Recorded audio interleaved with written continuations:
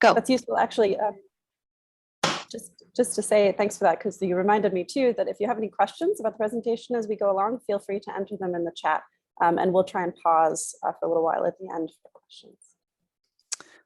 Well, good morning, everyone. Really nice to join you today, and thank you for the opportunity to share the research that we've been doing at Dell. I know Molly's been in conversation with you all for some time. So I've got 2 bits to share with you as quickly as I can. Molly will, of course, send this deck through so you have it to hand. The first is from our dashboard, and this is coming from tracking data that Dell collects 3 times a year. So we've got 10 questions and 10 behavioral engagement items that we track 3 times a year. And that kind of forms our KPIs, so to speak, in terms of where the British public are at on engagement with development and overseas aid. So what have we seen in terms of attitudes and issues of concern? We look at 10 issues, and we asked respondents to tell us which ones they are most personally concerned about, which is a different framing from the kind of most important problem facing the country question that typically is used. And they can choose up to 3 of the 10 items. What we've seen, not unsurprisingly, is an 11 percentage point increase in the number of respondents who are concerned about economic crises, job security, and wages. No doubt, this is the role that inflation is playing on the wider economy. We've also seen a significant increase in the perception of respondents that what happens in developing countries affects them too. And we asked this question to try and figure out that distance gap between how people think about development here in the UK and how what happens in other countries does or doesn't affect them. We've also seen an increase in the percentage of respondents who say they have donated to a global poverty or international development charity in the last 12 months. And that's really corroborated by our partner organizations, particularly the DEC, who's had an amazing campaign over the last several months since February, since the war broke out in Ukraine. They've seen a huge spike in donations, not just volume of donations, but kind of size of donation from some of their key supporters. Moving along in the dashboard, we track these donations again 3 times over the year. And you can see there that Great Britain is the dark blue line. This sits in a wider context. So it's gone up 4 percentage points in the last several months since January when we tracked last. But you can see the line has ticked around 19, 18, 19, 20%. And that has really been the new steady state. When we started doing this research back in 2012 and 2013, donations were around 36% of respondents were saying that they donated to an international development charity or NGO in the last 12 months. That started to fall quite significantly around 2015, and then it really fell and never recovered on the back of the safeguarding crisis of 2018. All of our countries, with the exception of US, saw a spike in donations, but I do expect that will revert back to the kind of average of 19, 18 for the UK. We ask a question around efficacy, and what we really want to know is the extent to which respondents think that they themselves personally can make a difference in reducing poverty in poor countries, or the other entities that you see there, the UK government, development charities and NGOs, business and corporation, and the UN and other large international organizations. The takeaway from this is that people don't feel efficacious. They think the problem is so big and so complex that they don't understand and see how individual level actions make a difference. So you can see that real shift between just 11% of the population saying, I feel like I can make a difference to reducing poverty in poor countries. It's much more appropriate for, or efficacious for large INGOs, business and corporations, the government and development and charities to do that. That is a perennial finding we have seen in the data, and we have not seen any real significant shifts on personal efficacy in many, many years. As part of our attitudes tracker, this just gives you a snapshot of where the UK public are at. So we ask a question about all things being considered: is the world getting worse, getting better, or staying the same? There's a pretty big increase there, and a pretty hefty dose of pessimism about where the public see the kind of way of the world. 47% think what happens in developing countries affects them. That's the stat I highlighted in the beginning. And 54% say they are concerned or very concerned about poverty in poor countries. 42%, no change, say we should give some aid or give it generously. Only, basically 1 in 5 say that aid is effective or very effective. And trust in development and NGOs is about 28%, so just under 3 in 10. This is our tracker on aid support, and this has taken a very interesting turn in the last 6 to 12 months. So again, Great Britain is the dark and blue, and you can see it tracked significantly lower than the other 3 countries we do work in. The question is essentially asking respondents, do they want to increase, keep the same, or decrease current aid level spending? And this is plotting the percentage who say they want to increase it a great deal, somewhat, or keep it the same. So it's kind of measuring baseline level support for existing aid budget or increasing it. You can see what happened in June of 21 in the UK. That was on the back of the cut to the aid budget by the government last year. Interestingly, that has maintained. So whatever discourse was happening in government, it was feeding down into the public, and there was a response to overall support for aid. And you can see it's jumped back up a little bit in our most recent tracker here to 56%. That is a historic high since we've been tracking this data. For the 10 years it looks like we've been doing this project now. There's just a bit of citation. Is it worth stopping here and just answering any questions that you might have on that bit? And I'll look to Ali or Molly for a cue.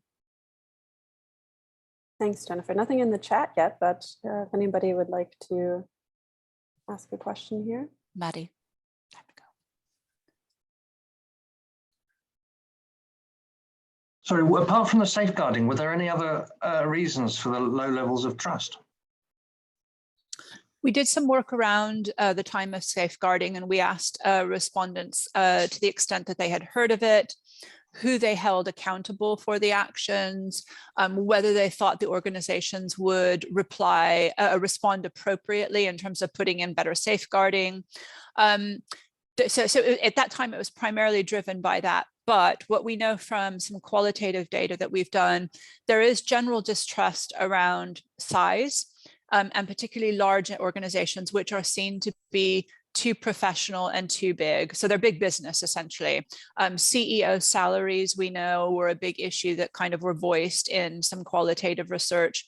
So the extent to which larger NGOs looked more like corporate entities and behaved more like corporate entities was difficult or not difficult. It was some of the challenges that they threw up around why there might be more or less trust. It's a shame because a lot of those reasons pertain to the really big organizations, whereas we're a network of small organizations. And I think in a lot of ways we don't come across those same problems because we have much smaller projects, we work closely with our partners, things like that. So it's a shame that we're kind of lumped together with all these huge organizations like Oxfam. Yeah. I've got some data to show you that bears out amongst the public. If you give me 30 seconds, I'm just going to send my daughter off to school. Give me 1 second.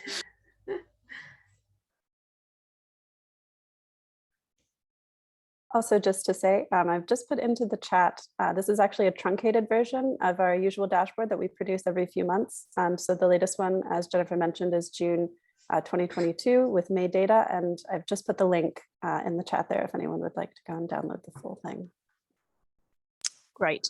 So this battery of work that I'm going to show you now is really on the back of conversations that Molly was having with you all in terms of trying to understand whether the public do make any distinction between the Oxfams of the world and some of the smaller organizations.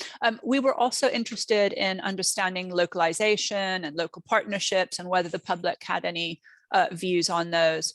So what we did here is we asked respondents about efficacy and efficiency of large and small NGOs. And so we split the sample, and half of them got a question that asked about, large NGOs, and half got a question about small NGOs.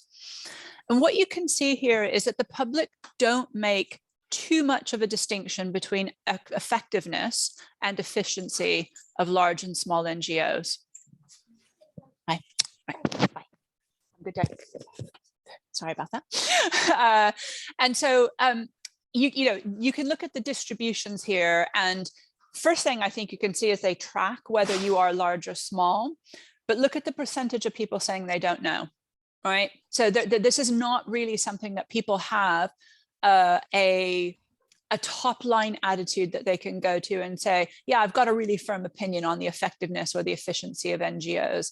So it would present a bit more of a communications opportunity for organizations to talk more about their effectiveness and their efficiency if that's what they want to communicate on. Where we do see differences, though, is when we ask questions around trustworthiness and honesty. Sorry, now it's managing the dog. And again, a large proportion of don't knows here. So I was a bit surprised at the percentage of people saying that they don't know. That's not what we've seen in other data, but you do see differences here between kind of attitudes and perceptions of trustworthiness and honesty for the large and the small. Essentially, larger groups are seen to be less honest and less trustworthy. Smaller organizations are slightly more honest, perceived to be slightly more honest and more trustworthy. Now, if we just look at this, so this is just showing you the distribution of responses, the percentage of people who said, low, medium, middle, high. This shows the average of those. So these are just the means, and we're plotting those, but just so that you can see that kind of shape of distribution. So effectiveness, not much difference between large and small. A little bit opens up around efficiency. Honesty and trustworthiness, we have the largest gaps in perceptions there.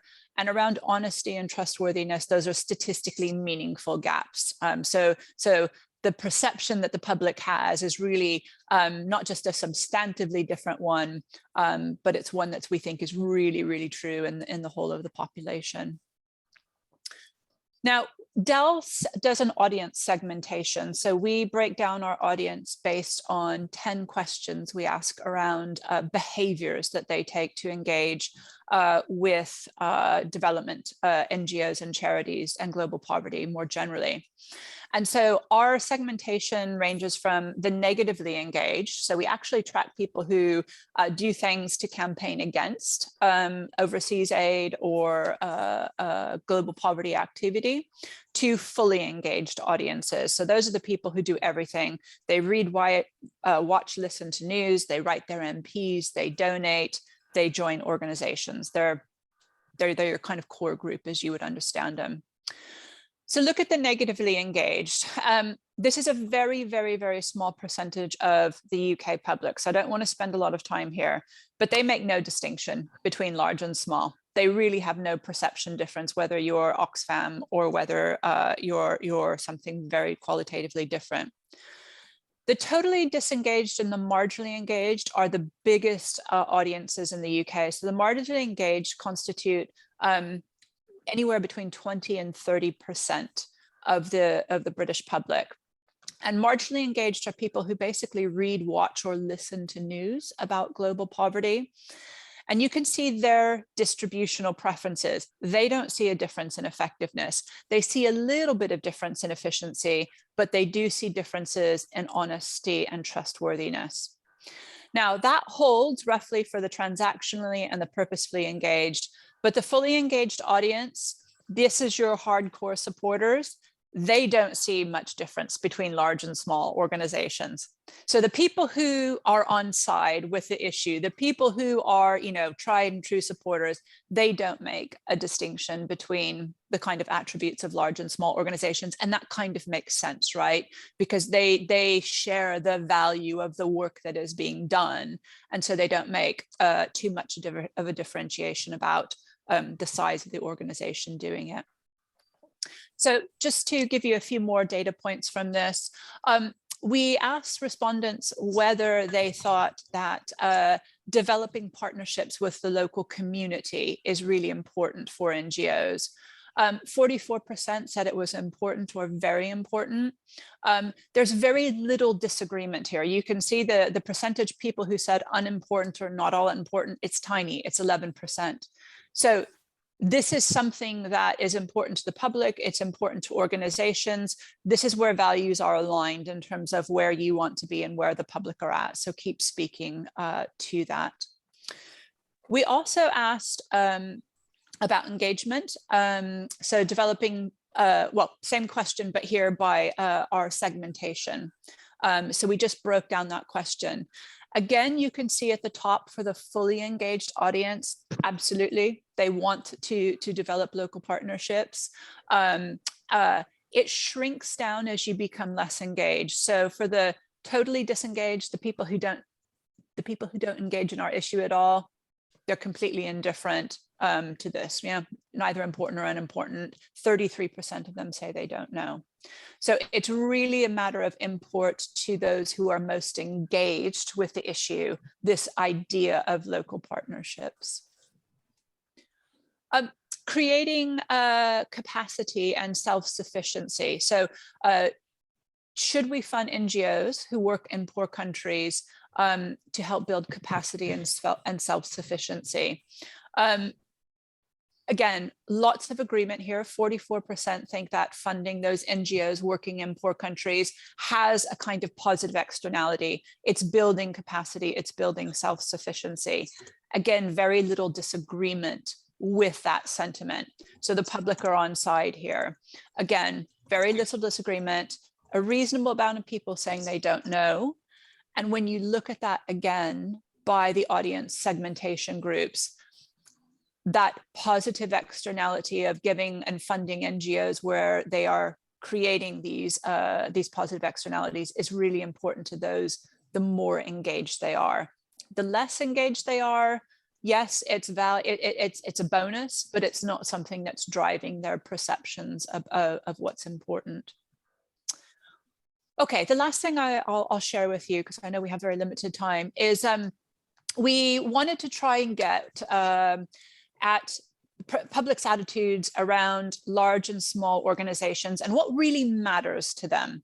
So we looked at two outcomes. We looked at whether an NGO was asking them to donate or whether an NGO was asking them to sign a petition.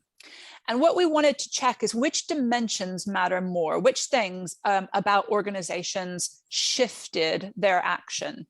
Was it whether they were large or small? Was it whether they were headquartered in the UK or in a developing country? So here we were trying to get at organizations that really were based locally versus the kind of larger corporate, you know, I won't say Oxfam, but maybe Oxfam type ones. The region, so do people have different perceptions based on the region of work that the charity carries out? And then there is something about the sector that people are really responding to. And so the way we do this is what we call a conjoint design. It's probably not that important to you, but it really allows us to test kind of experimentally a lot of these different dimensions and see what matters most. So the outcome measures were thinking about development NGOs and charities that work to reduce poverty in poor countries. We're going to give you a profile of 2 NGOs on these different dimensions and tell us which one of these you would be more likely to donate to or more likely to sign a petition to if asked. So we randomly allocated all those different attributes and we showed them 2 profiles. And the takeaways are this: if you're small, people are more likely to donate to you. So anything on that right of the 50% marginal mean means that respondents are more likely to make a donation, because here we're looking at donations. If you're headquartered in the UK, that's a positive driver of being more likely to donate. If you're working in the Middle East and North Africa and Sub-Saharan Africa, more likely to drive donations. And WASH. WASH is the kind of key domain area that really drives people's propensity to donate. Education, women and girls, that's a negative driver. Those are not issues that people are intrinsically motivated to donate for. Health is kind of gray there, means it has no statistical effect whatsoever. So that's for donation. And the results for petitions are very, very similar. Being small, being headquartered in the UK, here just working in Sub-Saharan Africa, but WASH. Those are the things that are attracting people's kind of values, that are aligning with people's values and making them more likely to donate. I'm going to stop there because I think we've reached time, but that's really a snapshot of things that we've learned around smalls. So I'll hand back to Molly or Ali. Thanks so much, Jennifer. As Jennifer said in the beginning of the presentation, we're very excited to send that out to you as well. And again, as members, the Small International Development Charities Network are free to contact us at any point and give us their comments and thoughts, and let us know what kind of research you think that we should be doing. I normally speak with Ali pretty often, and yeah, I look forward to staying in touch with you all in the future. But any questions? Yeah, shoot. Can I ask about who it is you're asking these questions of? What is the gender breakdown and what is the socioeconomic group breakdown? Yeah, so the questions are, we use YouGov online panel to do all of our survey work. And the data are weighted to be nationally representative. So they take a sample and then we apply weights to make sure that it's representative. So gender is about 51% women, and then the data are weighted to match the educational profile, the social class profile, the partisan support profile in the UK. So they pick about 5 or 6 sociodemographic dimensions and weight the data against that to make sure that what we're talking about is a representative sample.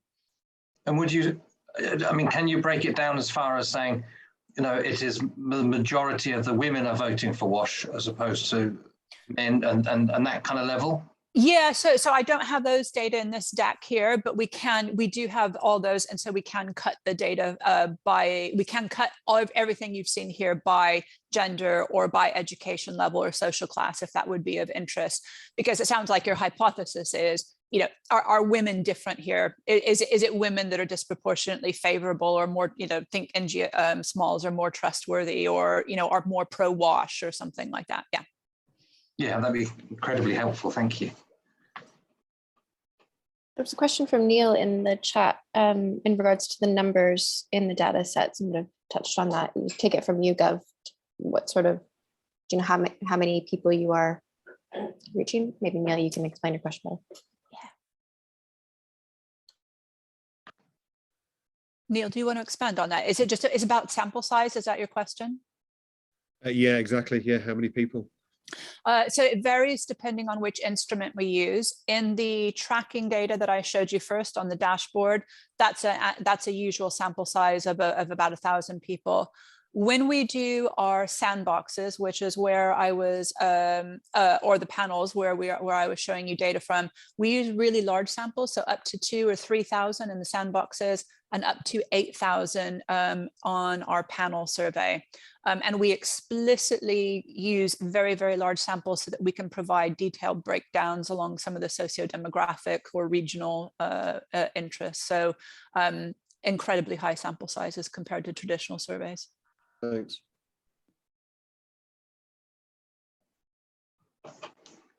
Was there anything that came up that anyone found surprising, or anything that came up and you thought, oh, yeah, that goes with that's what I expected? I thought education would be higher on that last set. And health. I think it was interesting to see that WASH did come out so high because it's something really tangible that people can like get behind, whereas education, I mean, that's what I do and I know it's difficult, but it could be anything. Well, what does education look like? Is it, and I think that people like tangible things. People like when you say, can you help me build a school? Because they can see brick for brick. They like with the WASH program because they can see, oh, kids washing their hands and sanitization, and that will make it better. When you forget about the aspect of education within that and health, how that all ties in. Do you think the COVID thing had a big impact on the WASH? Yes, we have seen WASH come out the top of everything in the last 12, 18 months. We did some work in the US and WASH was just above and beyond. And there was a time, you know, kind of, I would say May, June of 2020 when we were doing survey work and we were seeing access to healthcare, health, vaccines, you know, kind of peaking, but that's kind of where we were in the context at that time. Health still remains very important, and historically, health and education and WASH have been our top 3 issues. That hasn't changed, and kind of the areas that people are most responsive to and most want to invest in. But in the last 12, 18 months, WASH has really kind of taken a step change above everything else. And I think it's precisely for the reasons you mentioned, Claire. It's local, it's tangible, it's something people get. It's seen as vital and necessary. Was there any, sorry, is it okay if I keep asking questions? Is the fact that people prefer to support UK registered charities, was there any background on that or any further information on that? No, so what you see there is what the kind of level of information that we provide, and what we think that's proxying is based in the UK is more integrous, so it's going to be subject to kind of UK charity standards and regulations. It's working with the kind of norms and culture of UK organizations. It's probably staffed by, you know, people here in the UK. So it proxies lots of different things for what I know and what I think are good practices within an organization. But beyond that, I can't say anything, Julian. Thank you.